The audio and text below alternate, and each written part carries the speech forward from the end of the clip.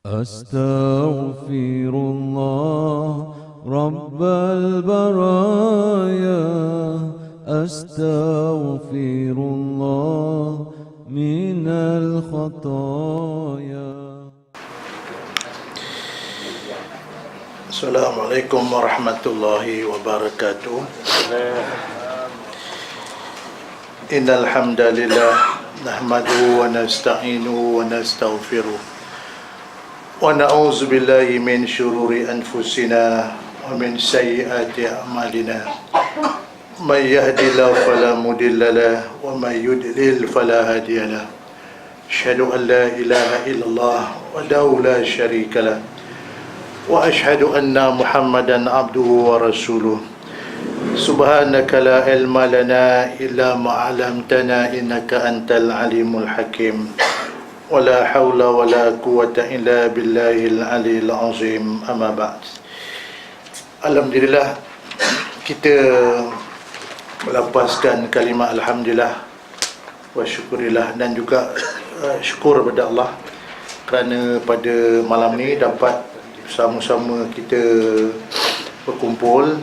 Dan saya juga mengambil kesempatan mohon kemaafan pada minggu lepas tidaklah dapat saya menghadirkan diri untuk sama-sama kita berkuliah. Tapi alhamdulillah Allah Ta'ala masih panjangkan umur dan dapat kita sama-sama meneruskan kuliah kita pada malam ni. Jadi mudah-mudahan kita beristiqamah untuk kita sama-sama belajar mengimpakkan masa kita duduk dalam majlis-majlis yang sedemikian ni. Tak lain tak bukan, inilah majlis ilmu yang dalam tu banyak kelebihan, ya, kerahmatan, keberkatan, keampunan daripada Allah SWT. Jadi saya kira kita mengharapkan yang paling penting, iaitulah seperti mana yang selalu saya sebut, kita mengharapkan mardatillah, mengharapkan keredaan Allah SWT dalam apa juga amalan ibadat yang kita buat.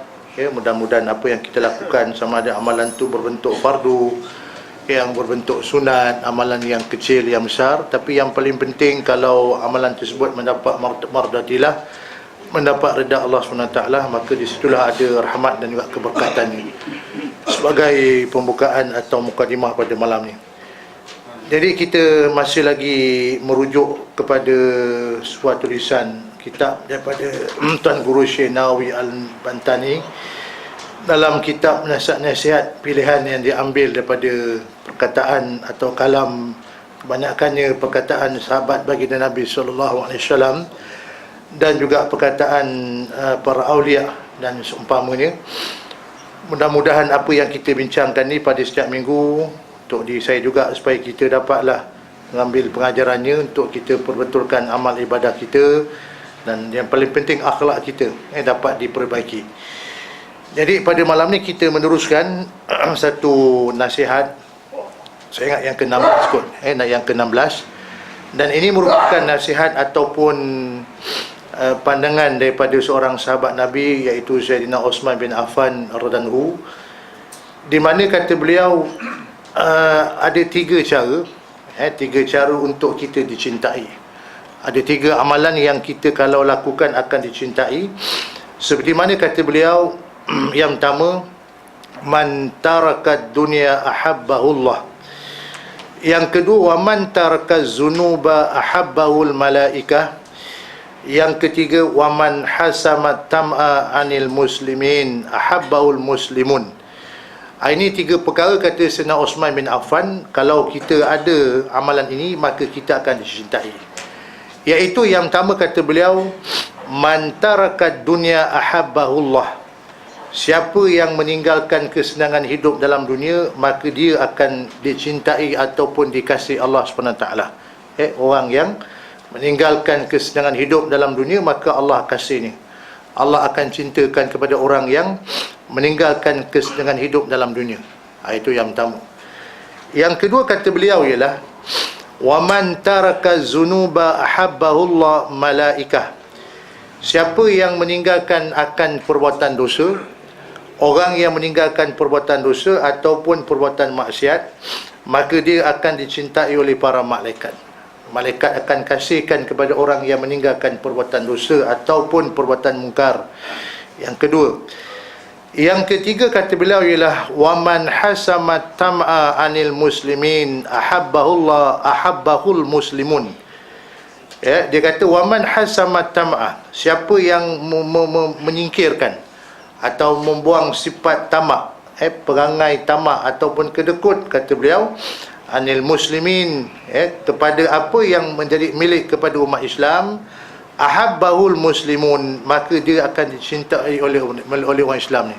Orang akan kasihkan dia kalau dia meninggalkan sifat tamak apa yang ada pada orang Islam atau pada manusia. Inilah 3 perkara kata Sayyidina Osman, kalau kita dapat lakukan maka kita akan dicintai. Seperti mana yang pertama, kalau kita nak bincangkan atau kita uraikan, iaitu yang pertama kata beliau ialah man tarakat dunya ahabbahullah. Siapa yang meninggalkan kesenangan hidup dalam dunia ni, maka Allah akan kasihkan dia. Tapi bila kita cerita pasal meninggalkan kesenangan hidup dalam dunia ni, saya ingat doa yang kita biasa baca doa ni. Saya ingat dalam paling kurang pun dalam sehari kita doa pada Allah. Paling kurang 5 kali kita minta Allah. Itulah doa yang kita baca, Rabbana atina fid dunya hasanah wa fil akhirati hasanah wa qina azabannar. Ya Allah, kita minta kami nakkan kebaikan hidup dalam dunia, dan kita juga minta nakkan kebaikan hidup di alam akhirat, dan agar kita ni dijauhkan daripada azab api neraka. Bila kita cerita 2 kehidupan ni, setiap orang manusia ni, kata para ulama, kita akan menempuh 2 kehidupan. Kehidupan yang pertama, kehidupan dalam dunia. Yang kedua, kehidupan di alam akhirat. Kehidupan di alam dunia dan juga kehidupan di alam akhirat. Dalam suratul A'la, ayat yang kita biasa baca, Allah Ta'ala beritahu, bal tu'thirunal hayatad dunya, bal tu'thirunal hayatad dunya wal akhiratu khairu wa abqa. Allah SWT beritahu, dan Allah Ta'ala beritahu pada kita, bal tu'thirunal hayatad dunya. Bahkan Allah Ta'ala kata kamu lebih mementingkan kesenangan hidup dalam dunia. Akan tetapi kata Allah, wal akhiratu khairu wa abqa. Kehidupan di alam akhirat itulah kehidupan yang baik, dan dia adalah kehidupan yang abqa. Apa tu abqa? Kehidupan yang kekal abadi. Jadi senang cakap tuan-tuan, bila kita kata kehidupan ni ada 2, satu kehidupan dalam dunia, yang kedua kehidupan di alam akhirat. Kehidupan di alam dunia ni kehidupan yang sangat-sangat singkat, kehidupan yang sangat-sangat sementara.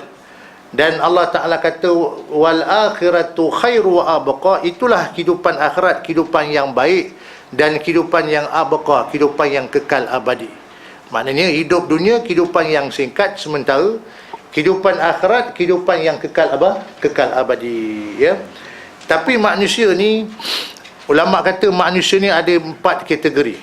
Ada 4 jenis golongan manusia, iaitu yang pertama, golongan manusia yang hidup, yang senang hidup dalam dunia. Dunia dia senang, akhirat juga dia senang. Dunia senang, akhirat juga senang. Umpamanya macam Nabi Sulaiman, betul tak? Nabi Sulaiman, sahabat Nabi Abdurrahman bin Auf, Sayyidina Abu Bakar, Sayyidina Umar, Osman, di dunia hidup senang, di hari akhirat juga mereka senang. Dunia senang, akhirat pun senang juga. Ini golongan manusia yang pertama. Yang kedua, kata para ulama, ialah orang yang di dunia hidup susah di dunia tapi senang besok di hari akhirat.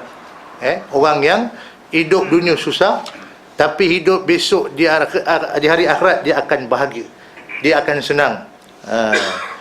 Sayyidina Bilal susah di dunia, Khabbab al-Arat susah di dunia, diazab, dipukul, didera, diempap dengan batu, dizalim oleh majikannya. Walaupun dunia nampak susah, tapi akhirat besok dia senang, dia akan bahagia besok di hari akhirat. Jadi ini yang kedua. Yang ketiga, kata para ulama, orang yang hidup senang dunia tapi susah besok di hari akhirat. Dunia dia senang tapi akhirat susah. Siapa contoh mereka ni?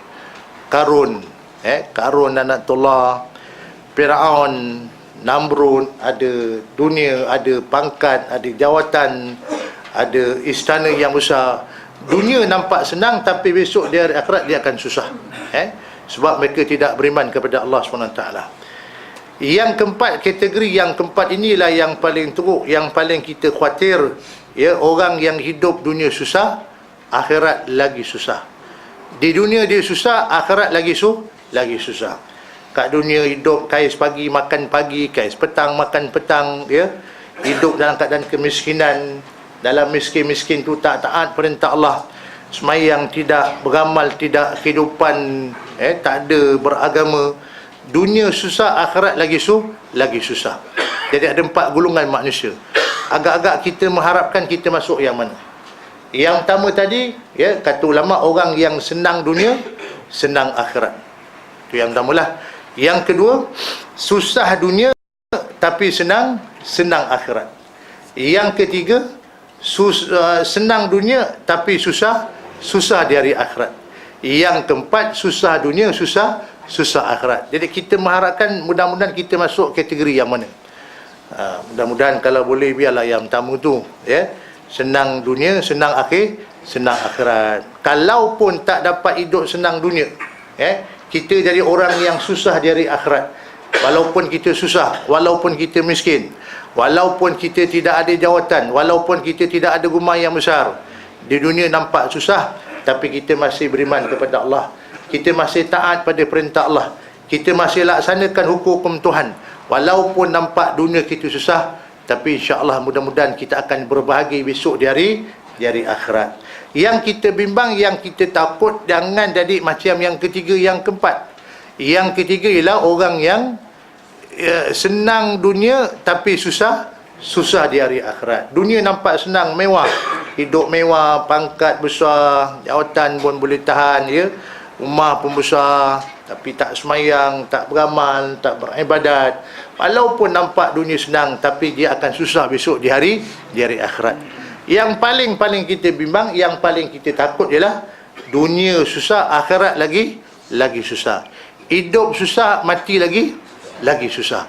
Kita tak nak jadi yang macam tu, yang keempat. Sebab tu bila Allah Ta'ala kata kul mata'ud dunya qalil, wahai Muhammad, katakanlah olehmu bahawasanya hidup dunia qalil. Apa tu qalil? Kesenangan hidup dalam dunia itu sedikit saja, sebentar sahaja. Kalau senang pun senang sementara. Kalau kita kaya pun kaya sementara. Kalau ada pangkat pun sementara.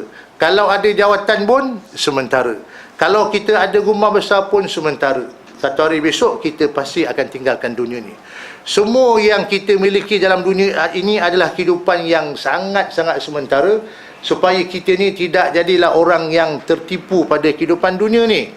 Allah Ta'ala kata kul, Allah Ta'ala kata apa tu?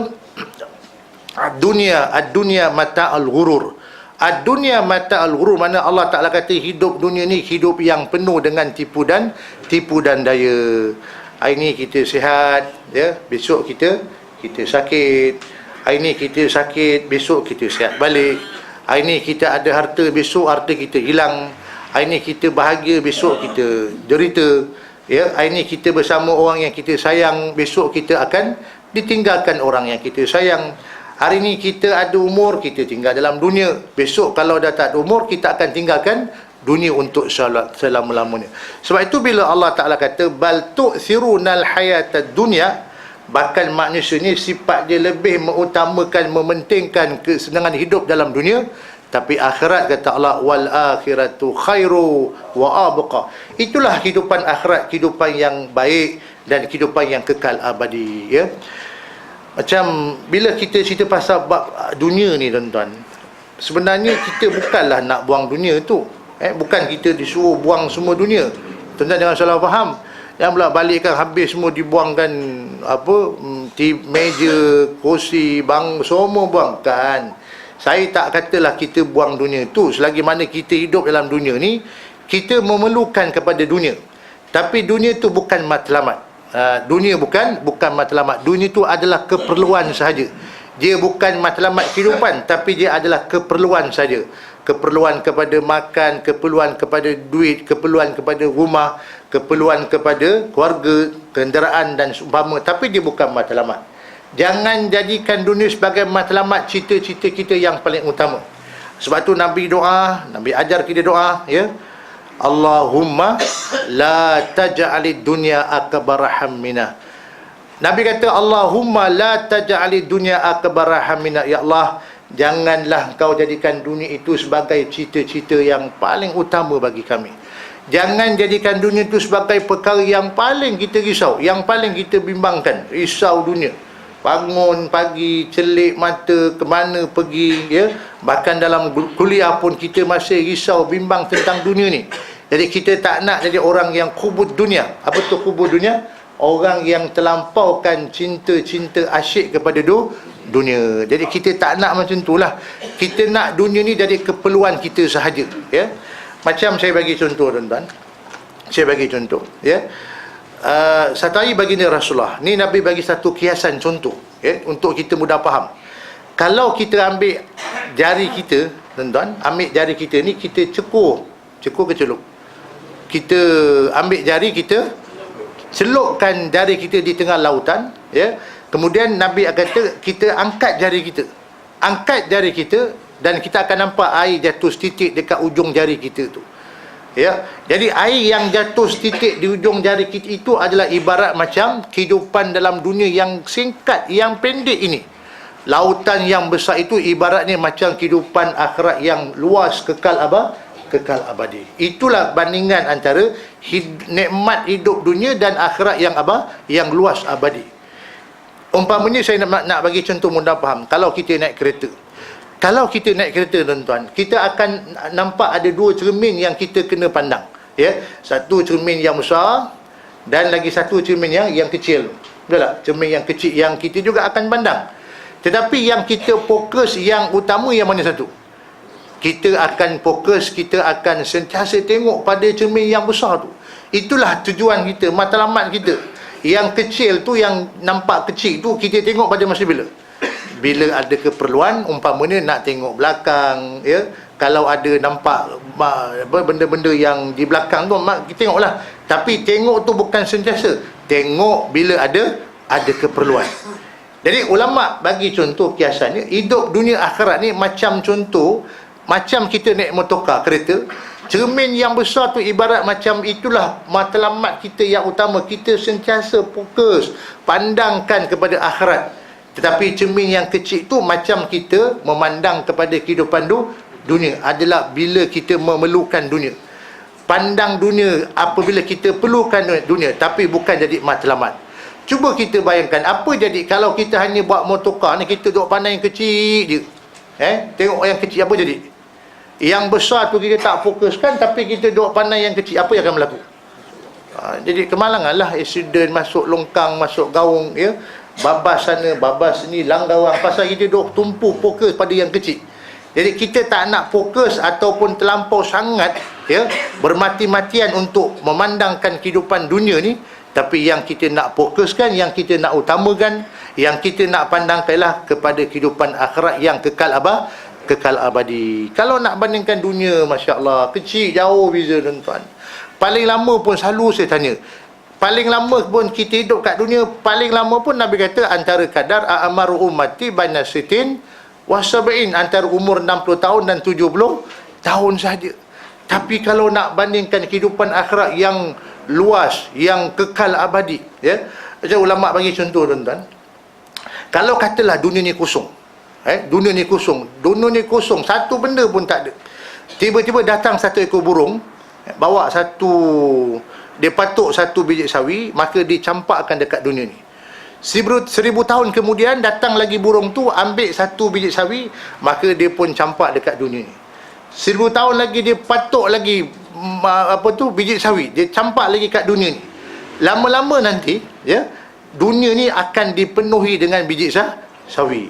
Kemudian dia pun datang lagi patuk, dia pindahkan ke bumi yang lain. 1000 tahun datang lagi patuk, pindahkan ke bumi lain, datang lagi. Sampailah lama-lama esok bumi ni kosong juga, tuan-tuan. Maka ulama kata, masa yang burung itu ambil untuk nak penuhkan dunia dan kosongkan balik, itu masa yang amat panjang dan lama. Tapi ulama kata kehidupan akhirat lebih lama lagi, lebih panjang lagi, ya. Lepas tu bila Allah Ta'ala tanya, qala kam labistum fil ardi adada sinin, berapa lamakah dulu kau hidup dalam dunia, kata Allah. Maka manusia kata dalam neraka, qalu labisna yauman aw ba'da yaumin fas'alil adin. Bila Allah Ta'ala tanya pada orang dalam neraka, berapa lamakah dulu kau tinggal dalam dunia? Orang dalam neraka kata, ya Allah, tidaklah dulu kami tinggal dalam dunia melainkan yaum. Yaum tu maknanya satu hari. Au ba'da yaum, maknanya separuh hari saja. Allah Ta'ala kata, tanyalah kepada mereka, itu orang yang membilang hari. Tanya kepada malaikat yang membilang hari. Perbezaan hidup di alam dunia dengan hidup di alam akhirat yang kekal abadi. Ya. Jadi maknanya tuan-tuan, bila kita cerita pasal bab dunia ni, saya cadangkan agar kita jadikan dunia sebagai keperluan saja, bukan matlamat. Cita-cita kita yang paling utama. Macam Nabi doa, la taj'alid dunya akbar hammina. Jangan jadikan dunia ni cita-cita kita yang paling utama. Yang kita nak jadikan utama, yang kita risau bimbang ialah tentang akhir, tentang akhirat, tentang kehidupan yang kekal abadi besok bila kita mati, hari di mana kita nak bertemu dengan Allah SWT, ya. Ada satu hari tu Nabi tegur Nabi tanya pada satu orang sahabat baginda Rasulullah. Sahabat ni tanam pokok, tanam pokok salah tak kak? Tanam pokok salah. Tanam pokok jambu, tanam pokok ciku, tanam pokok pisang, tak salah. Itu adalah keperluan dunia, tanamlah. Tapi Nabi tanya kat dia, apa yang sedang kamu buat? Ya Rasulullah, kata sahabat tu, aku tanam pokok ya Rasulullah. Aku tanam pokok. Nabi tak marah sahabat tu tanam pokok, tapi Nabi cuba nak alihkan perhatian dia supaya dia ni tak adalah asyik sampai memokuskan kepada menanam pokok tu. Maka Nabi bagikan satu motivasi semangat. Kata Rasulullah pada sahabat tu, tak, aku nak beritahu kepada kamu amalan yang lebih baik yang sedang kau buat ini, kata Rasulullah. Apa dia ya Rasulullah? Kata sahabat tu, apa dia Rasulullah? Maka Nabi katakan kepada sahabat tu, engkau sebut ni kalimah ni, subhanallah walhamdulillah wala ilaha illallah wallahu akbar. Ini lebih baik apa yang sedang kamu tanam ni, kata Rasulullah. Maknanya Nabi nak ajarkan kepada sahabat, ada lagi satu amalan yang lebih baik daripada orang yang dia sedang tanam pokok tu. Tanam pokok tu tak salah, tapi Nabi tak nak asyik dengan menanam pokok sampai lupakan kepada akhirat, ya. Jadi saya ingat, saya tak maulah nak panjangkan cerita pasal bab dunia ni. Kita dah bincang dulu panjang lebar dah tentang dunia ni. Cuma yang saya ulang balik, dunia bukan matlamat kita. Dunia adalah keperluan saja, bukan kita punya matlamat, tapi keperluan saja, ya. Jadi kata Sayyidina Osman, kalau orang yang meninggalkan dunia, maka Allah akan kasihkan dia. Hari ini saya cadangkan kita kena belajar untuk meninggalkan dunia pelan-pelan, sebelum kita akan ditinggalkan dunia selama-lamanya. Bila kita mati besok, bila kita mati, kita akan tinggalkan semua dunia ni. Maka orang kata, barulah kita dikatakan meninggal dunia. Sekarang ni kita belum buang dunia, tapi besok bila kita mati, maka orang kata dia telah meninggal dunia. Mana kita tinggalkan dunia selama-lamanya, ya. Ini yang pertama kata Sayyidina Osman, kalau orang yang tinggalkan dunia, maka Allah kasihkan kepadanya. Yang kedua kata beliau ialah, waman taraka zunuba ahabbahul malaikah. Siapa yang meninggalkan perbuatan dosa, meninggalkan maksiat, meninggalkan dosa, meninggalkan mungkar ini, ahabbahullah malaikah, maka dia akan dicintai, dikasih oleh para malaikat. Nabi doa juga pada Allah, tuan-tuan, ya. Ayat doa yang saya baca tadi, Nabi kata, Allahumma inna nas'aluka fi'lal khairat wa tarkal munkarat. Ya Allah, kata Nabi, jadikanlah kami orang yang suka melakukan amal kebaikan dan meninggalkan mungkar. Wa tarkal munkarat, maknanya kita ni Nabi minta, jadikanlah kita, Nabi kata, jadikan kami ni ya Allah orang yang suka melakukan kebaikan dan meninggalkan perbuatan mungkar. Apa tu mungkar? Mungkar maknanya melakukan perbuatan maksiat. Maksiat tu satu dosa, ya. Jadi bila kita kata mungkar ni, tuan-tuan, apa contoh mungkar? Mungkar banyak, ya. Allah sebut dalam Quran, ya'muruna bil ma'ruf wa yanhauna 'anil munkar. Ajak manusia kepada yang baik dan cegah manusia daripada melakukan perbuatan mungkar. Apa mungkar yang paling besar? Apa dosa yang paling besar? Maksiat yang paling besar pun tuan. Maksiat yang paling besar ialah antaranya lah bila Nabi kata semayang itu adalah tiang agama. As-salatu imanuddin. Semayang tu tiang agama. Faman aqama faqad aqamaddin wa man taraka faqad hadamaddin. Nabi kata semayang tu tiang agama. Tiang agama. Semayang tu ibarat macam tiang agama. Orang yang menirikan semayang, kata Nabi, dia ibarat macam orang yang tegakkan agama Allah. Wa man taraka, siapa yang tinggalkan semayang, kata Nabi, ibarat macam orang tu runtuhkan agama Allah. Jadi hari ini tuan-tuan, bila saya kata mungkar yang paling besar ialah bila orang tinggalkan semayang. Maknanya yang menguntukkan agama Allah ni orang kafir ke orang Islam sendiri? Orang Islam sendiri, pasal ramai orang tak semayang. Kadang-kadang saya ingat tak payah pergi jauh lah. Dalam rumah kita lah tuan-tuan. Dalam rumah kita, yang duduk satu mumung dengan rumah kita, yang makan sama-sama satu meja, kadang-kadang suami kita tak semayang, kadang-kadang isteri tak semayang. Ada yang suami isteri semayang, anak-anak tak semayang. Kadang-kadang anak-anak semayang, mak bapak tak semayang. Kadang-kadang dalam rumah tu semua tak semayang. Bapak tak semayang, mak tak semayang, anak-anak pun tak semayang. Mungkar yang paling besar ialah memang syirik adalah perbuatan dosa yang sangat besar. Tapi mungkar yang paling besar ialah bila orang Islam meninggalkan semayang. Lepas tu kena jaga semayang tuan-tuan. Tuhan kata fawailul lil musallin, maka akan masuklah neraka wil bagi orang yang semayang. Pasal apa pula Allah Ta'ala kata orang semayang masuk neraka wil? Allazina hum an salatihim sahun. Semayang juga tapi cuai dalam semayang. Semayang cuai. Bila kata cuai semayang, mana tak jaga semayang. Dia dua-dua ni kena faham. Satu, orang yang jaga semayang. Yang kedua, orang yang semayang tapi cuai dalam semayang. Semayang juga tapi cuai.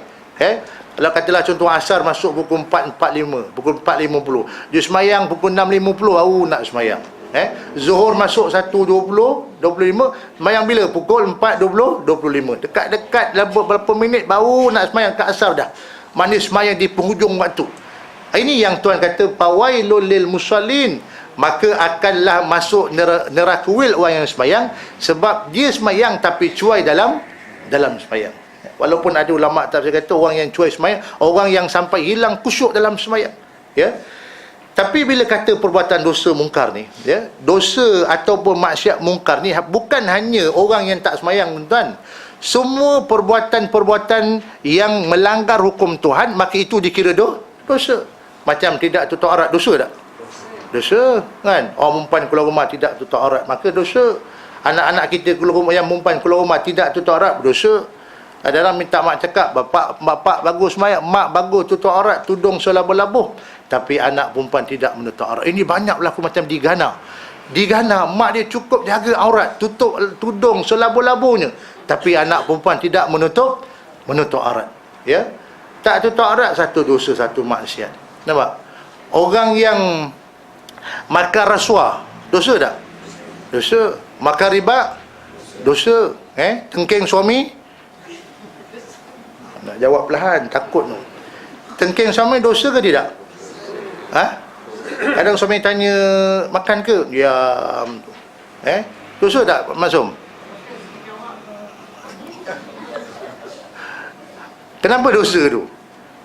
Sebab suami panggil, suami tanya tak jawab, dosa tu. Walaupun dia kaki semayang, walaupun di situ kaki taat semayang, mayang tak tinggal, tapi kalau suami tanya tak jawab, suami panggil tak nyaut, maka itu pun dosa juga, kan? Dosa ni semua benda yang melanggar hukum Tuhan lah, maka itu dikira dosa. Tak bagi nafkah kepada bini, dosa tak?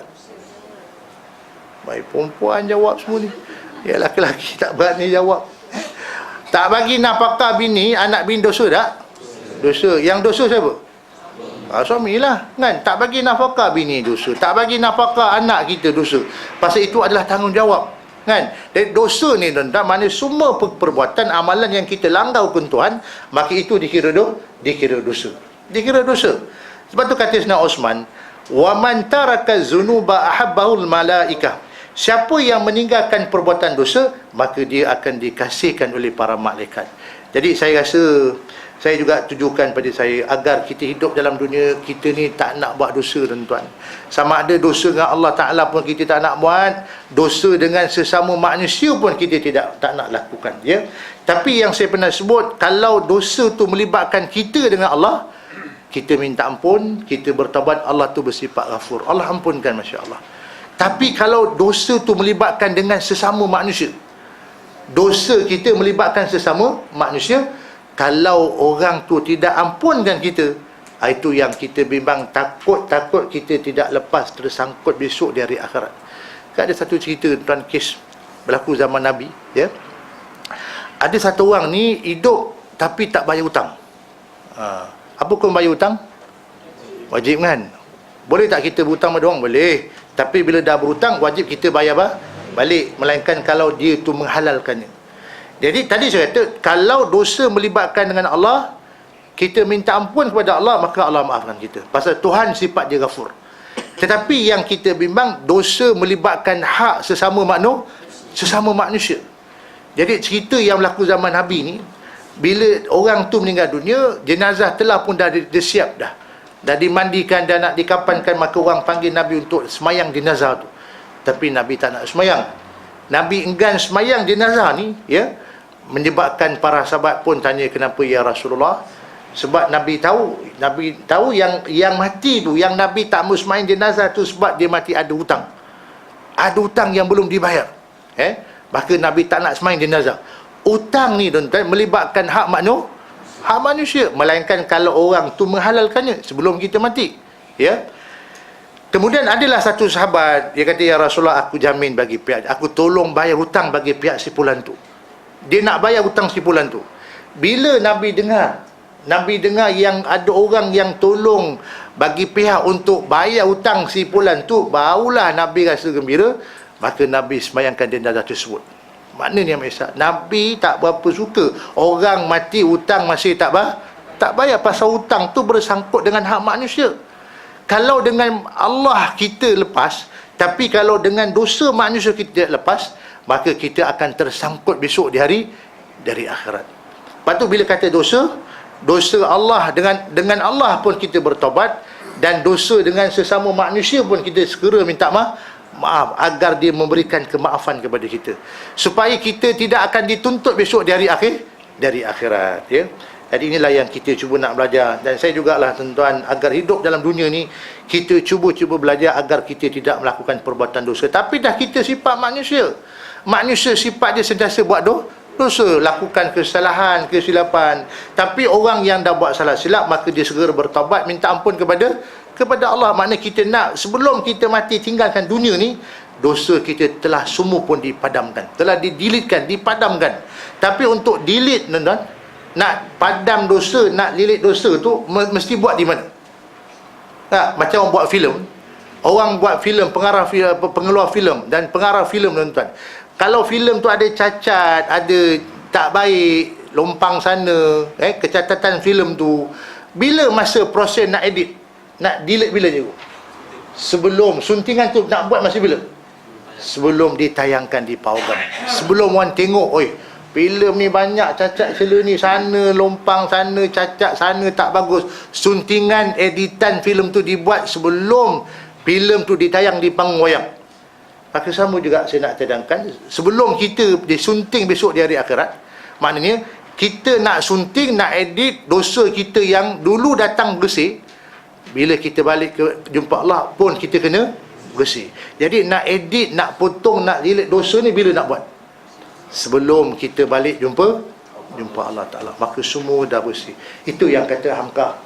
Dan mudahan dia kata, kita datang dunia, kita seorang yang menangis, orang lain semua senyum suka. Dan harapan kita, kata beliau, masa kita nak mati besok, terbalik.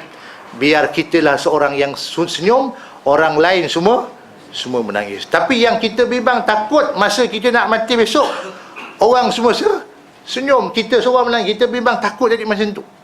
Dunia datang dulu awal menangis, orang semua senyum. Yang kita bimbang, takut besok nak mati pun kita seorang yang menangis, orang lain semua suka. Bagus mati tu, aman dunia ni, tenang kek bau. Kalau ada sesak dada kek bau ni, kita tak nak jadi macam tu, tuan-tuan.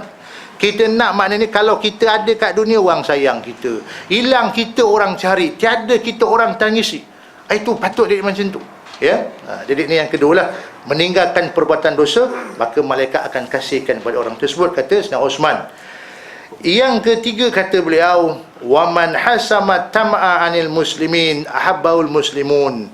Orang yang menyingkirkan sifat tamak kepada apa yang menjadi milik umat Islam, maka orang akan cintakan kepada mereka. Maknanya apa tuan-tuan? Kita ni hendaklah jadi orang yang sentiasa memberi. Jangan jadi orang yang sentiasa meminta, beri kepada, tunaikan hak kepada orang, tunaikan hak kepada manusia. Jangan jadi orang yang kedekut, jangan jadi orang yang tamak ni. Kalau dapat simpan, dapat simpan, dapat simpan, ya. Jadi maknanya kita nak jadi orang yang sentiasa memberi, menolong, membantu, mengimpak kepada orang yang lebih memerlukan. Kita tak nak, saya selalu sebut, kita tak nak jadi yang kita punya pun kita ambil, hak orang pun kita sapu. Hak kita ambil, hak orang kita ambil. Kita tak nak macam tu. Kita punya, ya, ada kelebihan kita berikan kepada orang. Itu yang ada apa, kena bayar zakat yang fardu tu. Ada kelebihan kita keluarkan sedekah. Jangan jadi orang yang tamak pada harta. Orang yang tamak pada harta siapa punya tuan-tuan? Tuhan bagi kita harta. Dan Allah minta kita supaya apa? Bila dapat harta tu Allah bagi kepada kita, supaya jangan jadi orang yang tamak. Bila dapat harta, maka kenalah keluarkan zakat. Kalau zakat dah keluar, ada lagi kelebihan, kita bagi sedekah. Sedekah sana, sedekah sini. Itu yang kita bincang dulu, kelebihan orang bagi sedekah. Jangan jadi orang yang tamak. Jangan jadi orang yang kedekut, ya. Jadi saya selalu sebut, kalau kita belajar bab haji, ya, haji ada berapa? Ada 3 tak? Satu haji ifrad, kedua boleh buat haji tamattu, ketiga haji kiran, yang keempat yang tak ada dalam kitab itu saya tambah, namanya haji bakhil. Apa tu haji bakhil? Haji kedekut. Berkira-kira, nak bagi nafkah pada bini pun berkira-kira, nak bagi nafkah pada anak pun berkira-kira, nak bagi nafkah pada mak pun berkira-kira. Jadi jangan jadi orang yang kedekut, jangan jadi orang yang tamak. Dapat, kita bagikan sikit kelebihan kepada orang. Ada satu orang maklah ni tuan-tuan, dapat duit KWSP, saya ingat dalam 100,000 kot, minta saya kirakan. Kira berapa Ustaz, kena bayar zakat? Kena, saya kata. Kalau dapat duit KWSP, bila pencen besok kena bayar zakat 2,5%. Daripada 100,000 dapat bersih, berapa zakat dia? Kalau dapat bersih 100,000, zakat berapa? Kalau 2,5%, 2,500. Saya kata kena bayar pakcik 2,500. Banyak tu. Banyak Ustaz, 2,500 tu banyak. Saya kata pakcik jangan pandang pada yang 2,500. Pandang pada yang mana? Pandang pada yang baki tu. Berapa baki? 97,500. Yang itu pakcik ambil. Yang 2,500 pakcik jangan makan, jangan ambil. Itu untuk siapa? Itu untuk orang yang Tuhan kata ada berapa asnaf tu, kan? 8 asnaf golongan tu. Itu serahkan kepada mereka. Jangan makan. Itu yang kita bimbang. Hak kita pun kita sapu, hak orang pun kita sapu. Jadi jangan jadi orang yang tamak. Yang orang punya pun kita nak ambil. Yang ada pada orang itu pun kita nak makan juga. Jangan tuan-tuan. Jadi maknanya hidup dalam dunia ni kita kena sentiasa memberikan hak. Jangan meminta hak. Jadi inilah 3 perkara yang Sayyidina Osman kata, kalaulah kita ada ketiga-tiga sifat ni, maka kita akan sentiasa dikasihi. Itu yang pertama apa tadi? Yang pertama, orang yang meninggalkan dunia, Allah akan kasihkan kepada dia. Yang kedua, orang yang meninggalkan perbuatan dosa maksiat, maka malaikat akan kasihkan kepadanya. Yang keempat, orang yang meninggalkan sifat tamak apa yang ada pada orang Islam, maka manusia akan kasihkan kepadanya. Jadi mudah-mudahan, saya pun tak cadanglah nak panjang tajuk ni, ya. Tapi yang paling penting tuan-tuan, yang paling mustahak, itulah kita cuba amalkanlah, kan? Belajar amalkan, tinggalkan dunia pelan-pelan, ya. Buangkan sifat cinta dunia ni. Jadilah kita orang yang cintakan kepada akhirat, kasihkan kepada akhirat, ya. Jangan kita buat dosa dalam dunia. Kalau boleh dalam hidup dunia ni, dalam buku rekod kita tidak dicatatkan dosa. Orang yang buat gaya, kata Nabi Malik, bila orang yang mati tinggalkan dunia, dosa tidak dicatatkan dalam buku rekod dia. Kita nak besok kita balik, buku rekod kita semua bersih belaka merah. Bukan merah, bersih, tak ada yang merah. Merah tu makna buat dosa lah. Kita nak semua bersih. Datang bersih, balik pun balik bersih. Datang putih melepak, balik pun putih melepak. Ya. Jadi mudah-mudahan apa yang kita bincang ni, saya juga insya-Allah agar kita ambillah pengajaran iktibar dan kita perbaikilah akhlak kita, sifat kita daripada semasa ke semasa, dan mudah-mudahan bila satu hari besok bila Allah panggil kita untuk tinggalkan dunia ni, yang paling mustahak kita mati dalam keadaan mendapat mardatilah. Apa tu mardatilah? Mendapat keredaan daripada Allah SWT. Ya, jadi insya-Allah mudah-mudahan umur panjang. Kita sambung lagi pada minggu yang akan datang insya-Allah. Wallahu a'lam. Bismillahirrahmanirrahim. Alhamdulillahirabbil alamin. Shalatu wassalamu ala Rasulillah wa ala alihi washabihi ajmain. Allahumma inna na'udzubika min ilmin la yanfa wa min qalbin la yakhsha wa min nafsin la tashbah wa min da'watin la yustajabu laha. Rabbana atina fid dunya hasanah fil akhirati hasanah wa qina adzabannar. Sallallahu alaihi sayyidina Muhammad nabi ummi wa ala alihi washabihi ajmain. Walhamdulillahirabbil alamin. Taqabbalallahu minkum.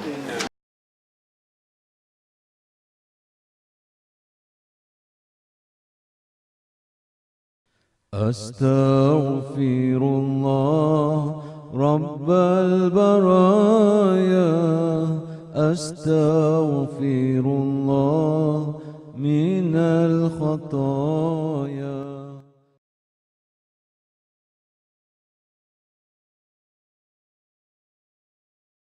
أستغفر الله رب البرايا أستغفر الله من الخطايا